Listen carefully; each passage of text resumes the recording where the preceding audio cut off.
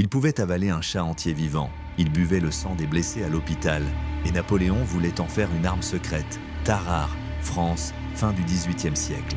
On ne connaît même pas son vrai nom, juste ce surnom. Et son histoire, c'est peut-être la plus étrange de toute l'histoire médicale française.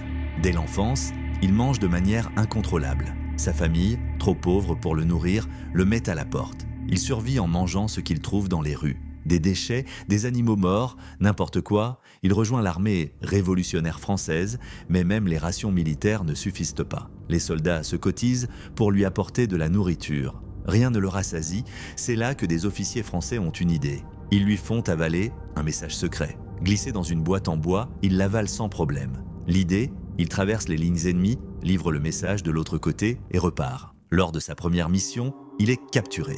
Les Prussiens, perplexes devant cet homme qui réclame de la nourriture en hurlant, finissent par attendre. Quelques heures plus tard, Tarare récupère lui-même le message, mais l'histoire vire au cauchemar.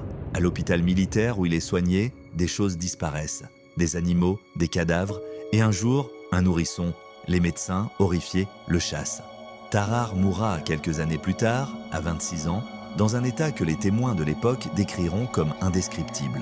L'autopsie révèle des organes de taille anormale, un estomac qui prend presque toute la cavité abdominale. À ce jour, aucune maladie connue n'explique totalement ce qu'était Tarare. L'histoire est pleine de gens comme lui, des histoires trop folles pour être inventées.